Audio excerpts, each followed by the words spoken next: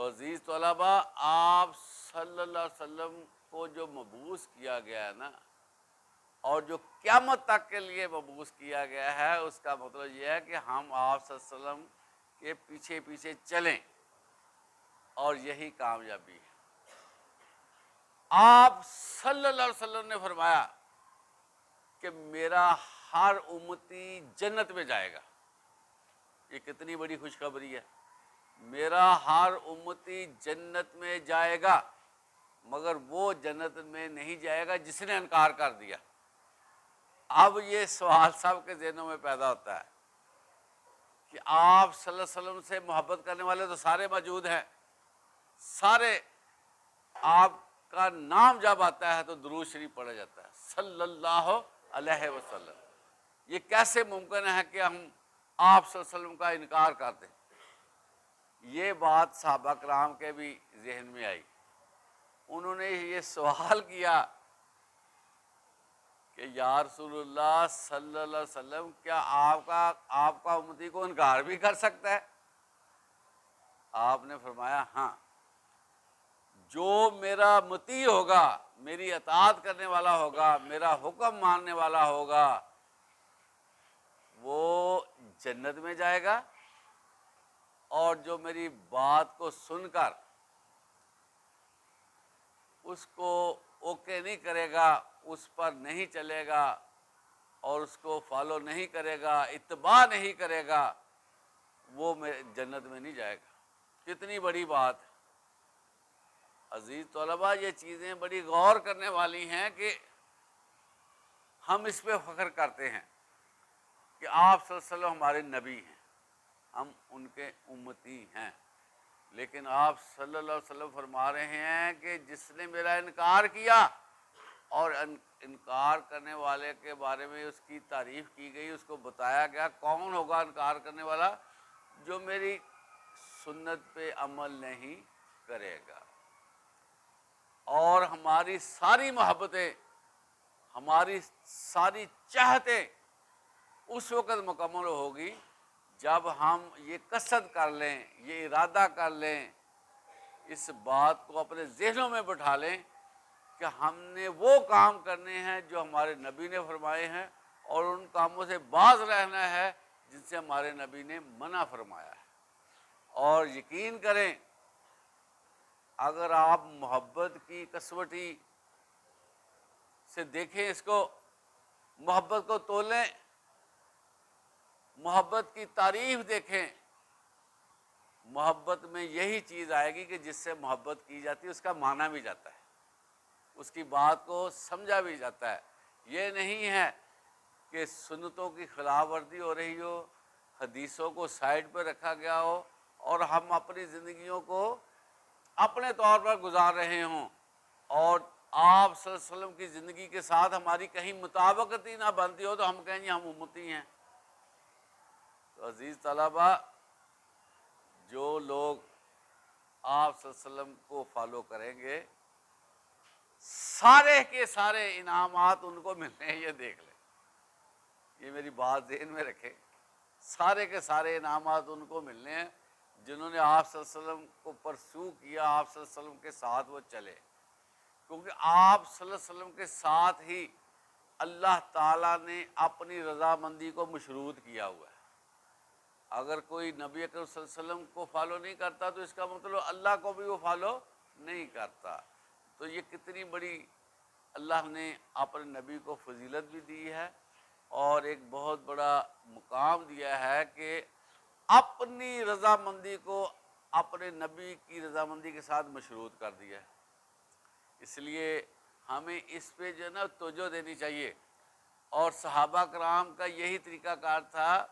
کہ کوئی عمل کرتے وقت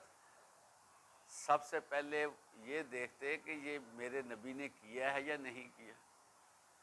اور یقین کریں اتنا ولولہ، اتنا جوش تھا صحابہ کرام میں اپنے نبی کی پیروی کرنے میں کہ جس طرح آپ صلی اللہ علیہ وسلم بات فرماتے تھے، ان کی 100% کوشش ہوتی تھی کہ ہم ایسے ہی کریں۔ اور جتنا آپ علیہ السلام کی زندگی کو مائنوٹلی آبزرو کیا گیا، اچھی طرح دیکھا گیا، کائنات میں کسی شخص کی زندگی کو اتنا غور و خوض سے نہیں دیکھا گیا جتنا اللہ کی نبی کو آبزرو کیا گیا۔ اندازہ کریں، ہر اینگل سے، سونے کا انداز، بیٹھنے کا انداز، گفتگو کا انداز، نظروں کے بارے میں، انداز کے بارے میں، سلیقہ شاعری کے بارے میں، کوئی ایسا پہلو نہیں ہے جو قلم بند نہ کیا ہو۔ اور صحابہ کرام نے انتہائی جوش و خروش کے ساتھ آپ صلی اللہ علیہ وسلم کی زندگی کو قلم بند کیا ہے۔ اور بعض صحابہ تو اس کام کے لیے انہوں نے اپنے آپ کو وقف کر دیا تھا کہ میں نے آپ صلی اللہ علیہ وسلم سے باتیں حاصل کرنی ہے، آپ صلی اللہ علیہ وسلم کا عمل دیکھنا۔ حضرت ابو ہریرہ رضی اللہ تعالی عنہ مسجد نبوی میں قیام کرتے تھے، بیٹھے رہتے تھے، حتیٰ کہ بھوک سے نڈال ہو جاتے تھے، بیہوشی طاری ہو جاتی تھی۔ یہ مسئلہ نہیں تھا کہ ان کے لیے روٹی کی پرابلم تھی، ان کو کھانا نہیں مل رہا تھا۔ ان سے جب یہ وجہ پوچھی گئی کہ یہ کیا ماجرا ہے، آپ بھوکے بھی رہتے ہیں، جاتے نہیں ہیں، کھانا نہیں کھانے جاتے، اب یہ بات جو ہے نا بڑی نوٹ کرنے والی ہے۔ انہوں نے یہ کہا کہ اگر میں مسجد نبوی میں بیٹھا ہوا ہوں، آپ صلی اللہ علیہ وسلم اپنے حجرے سے باہر تشریف لے آتے ہیں، کوئی عمل کرتے ہیں، میں تو اس کو دیکھ نہیں سکوں گا اور وہ مجھ سے رہ جائے گا۔ تو میں تو چاہتا ہوں کہ میں زیادہ سے زیادہ اپنے نبی کی زندگی کو دیکھتا رہوں۔ اور حضرت ابو ہریرہ وہ صحابی ہیں جن سے سب سے زیادہ حدیثیں مروی ہیں۔ اتنی سنت کو غور سے دیکھا، اتنی باتیں یاد رکھی، ساری آگے بتائی گئی۔ تو یہ جو ہے صحابہ کرام کی آپ اپنے نبی کے ساتھ ایک محبت، اور اسی کا انعام ملنا ہے کہ ہم جو ہے نا وہ آپ صلی اللہ علیہ وسلم کی زندگی کو فالو کریں، آپ صلی اللہ علیہ وسلم کی زندگی کا مطالعہ کریں، اور اپنے آپ کو آپ صلی اللہ علیہ وسلم کی زندگی کے مطابق ڈھالنے کی کوشش کریں۔ دیکھیں، اگر صرف تعلیم دینا مقصد ہوتا نا تو اللہ تعالیٰ فرشتوں کے ہاتھ میں کتاب دے دیتے کہ بھئی یہ پڑھو۔ اس طرح نہیں کیا گیا، بلکہ اللہ تعالیٰ نے ہم ہی میں سے رسول بھیجا ہے، اور اس رسول سے سارا عمل کروایا تاکہ پتہ چلے کہ یہ جو دین اسلام کی تعلیمات ہیں یہ قابل عمل ہیں، یہ صرف سننے اور سنانے کے لیے نہیں ہے کہ سن لیا اور ٹھیک ہے محظوظ ہو لیا، بلکہ یہ عمل کے لیے۔ اور علامہ اقبال کا شعر آپ نے سنا ہوگا، وہ شعر جو ہے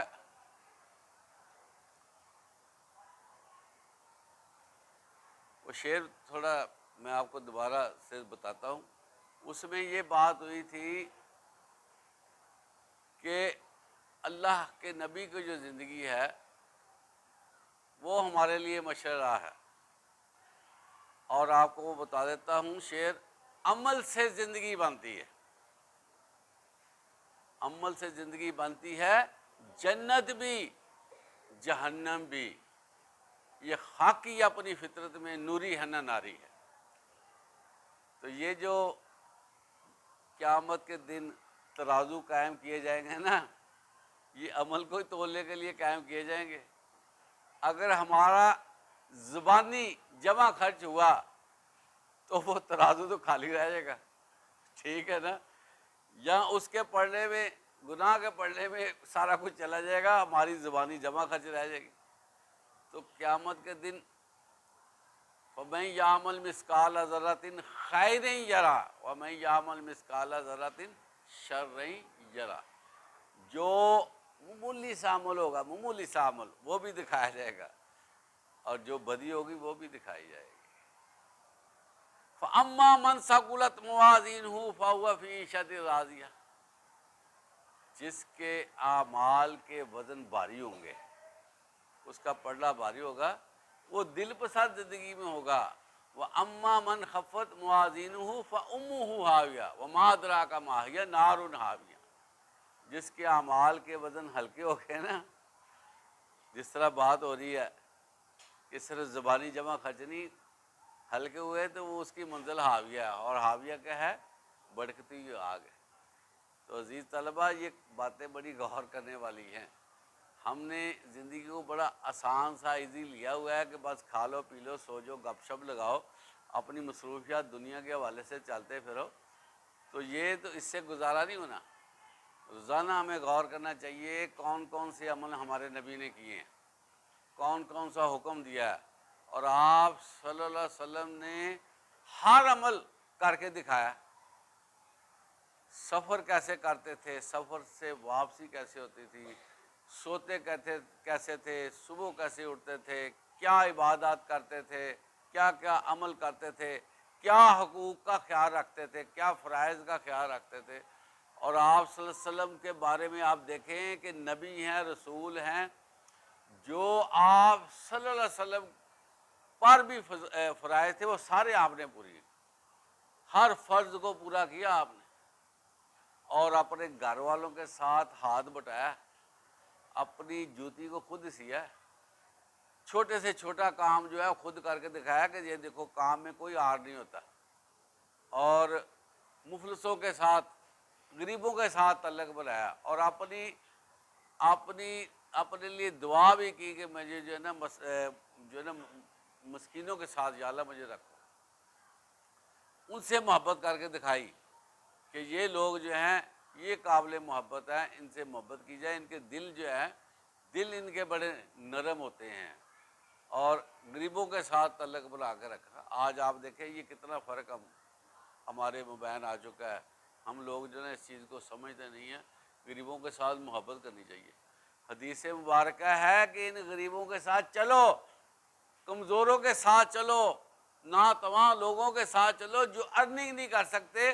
ان کے عوض تم کو بھی رزق دیا جاتا ہے۔ اندازہ لگائیں آپ، یہ ہم نے تو ایک فرق ڈالا ہوا ہے نا، کوٹھیاں ہیں، پوش ایریاز ہیں، اور جناب علیحدہ لیونگ کر لی گئی، لیونگ یہ علیحدہ کر لی گئی کہ جاؤ تم ہم علیحدہ، تو غریب سسک رہا ہے، چھوٹا چھوٹا بل لے کر نا بھاگا پھرتا ہے، یار میرا بل آ گیا بجلی کا، یہ تو تھوڑا سا تعاون کرو، گھر میں آٹا ختم ہے اس کے لیے تعاون کرو، رنگ اڑا ہوا ہے، حالات کوئی نہیں ہے، لیکن ہم اپنے لیے تو سب کچھ ہے، دوسرے کے لیے یہ بڑا، حالانکہ غریبوں کا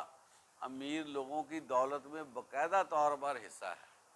اور یہ نہیں ہے کہ ایکسٹرا امیر ہوگا اس نے دینا ہے، جس کی جیب میں کچھ پیسے ہیں وہ کوئی نہ کوئی اس کا صدقہ کرنا چاہیے، تھوڑا سا صدقہ کریں۔ صدقے کے بارے میں حکم ہے کہ صدقہ کیا جائے، خواہ کسی کے پاس کچھ بھی نہ ہو، جو کچھ ہے اس میں سے ایک روٹی کھا رہا ہے نا، ایک روٹی میں سے تھوڑا سا لقمہ ہی اس کو جو ہے نا وہ صدقہ کر دینا چاہیے، اس قدر جو ہے صدقے کے بارے میں، تاکہ تمہارے بھائی ہیں۔ تو یہ ہمارے نبی نے یہ چیزیں بتائی ہیں، ہمارے نبی نے محبت کرنا سکھایا ہے، اور سوسائٹی میں جو ہے ایک فضا، آپ صلی اللہ علیہ وسلم بچوں کو خود سلام کرتے تھے، آپ اس سے اندازہ کریں کہ کتنی محبت۔ عام طور پر ہم بچوں کو ویلیو نہیں دیتے، آپ صلی اللہ علیہ وسلم خود ان کو سلام کر رہے ہیں، ان کے سر پہ ہاتھ پھیر رہے ہیں کہ یہ بچے ہمارے ہیں۔ تو ان چیزوں کو سیکھنے کی ضرورت ہے عزیز طلبہ۔ بڑی پیاری زندگی ہمارے نبی کی، بڑی زیادہ شائننگ زندگی ہے،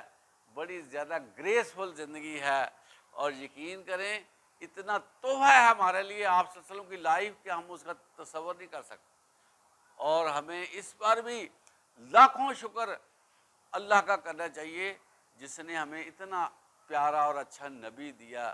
جس کی ایک ایک ادا جو ہے وہ ہمارے لیے نمونہ بنا دی گئی۔ یہ دیکھیں کیسی بات ہے، ایک ایک ادا نمونہ ہے، کتنی بڑی شخصیت آپ صلی اللہ علیہ وسلم۔ اللہ تعالی ہمیں ان کی پیروی کرنے کی توفیق عطا فرمائے۔ وآخر دعوانا الحمدللہ رب العالمین۔